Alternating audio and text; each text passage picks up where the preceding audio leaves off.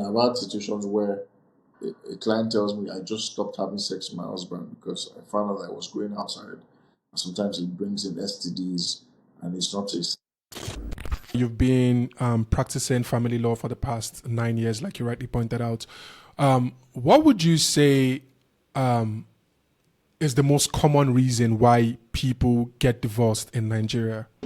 Great question. So over here, um, most of the time is for adultery or for so infidelity basically, or for domestic violence. That the most common reasons. Then I mean, what is prevalent these days is there's just a sense of lack of responsibility. I have to point out rightly, and it's prevalent with the men.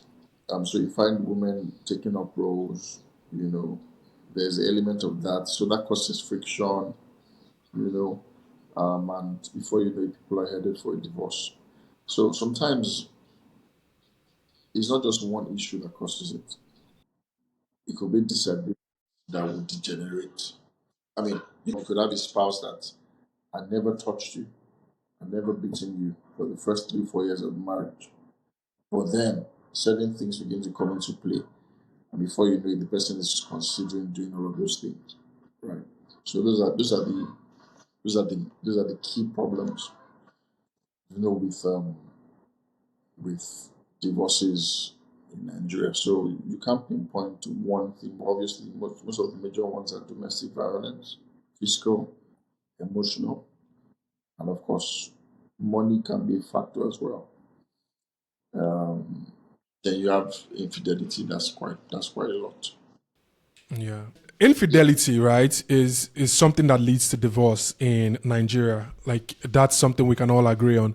But then again, if you want to still man the other side, right? Maybe sometimes when infidelity comes up, often partners often complain about maybe dissatisfaction in their sexual life within their marriage or the lack of the frequency of it. And maybe that sometimes is like something that is like the snowball effect that actually leads partners to go seek out this type of pleasure from outside the wedding, from outside the marriage. So is that something that actually comes up in the cases you've dealt with or Oh, seen also? absolutely. So sexual incompatibility, like as some people call it, is sometimes some of the cases that we have.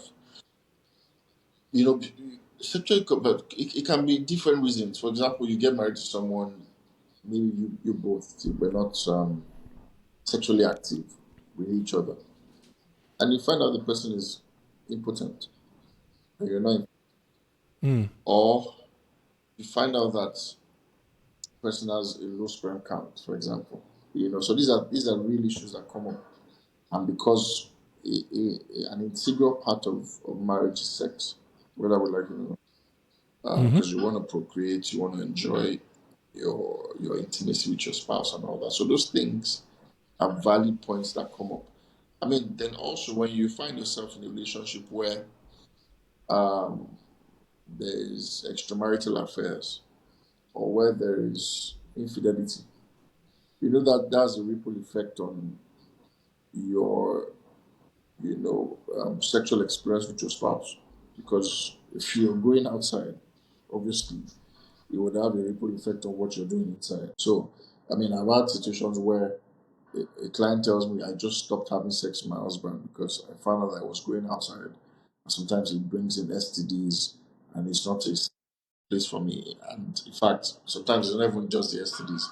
It's just the mental process that, oh, my husband is having an affair with me alongside some other ladies.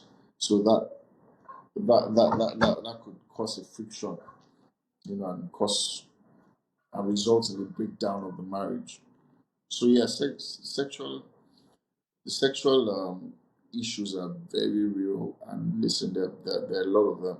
The truth of the matter is, most times when there's a breakdown in other areas, it has a way of affecting the sexual life or the sexual experience of a couple. Because when things are not going on well, I mean, you won't find that connection or that flair that you usually have. Your mojo will just naturally show most of the time. That's what happens. When you have people go through those terrible sexual experiences.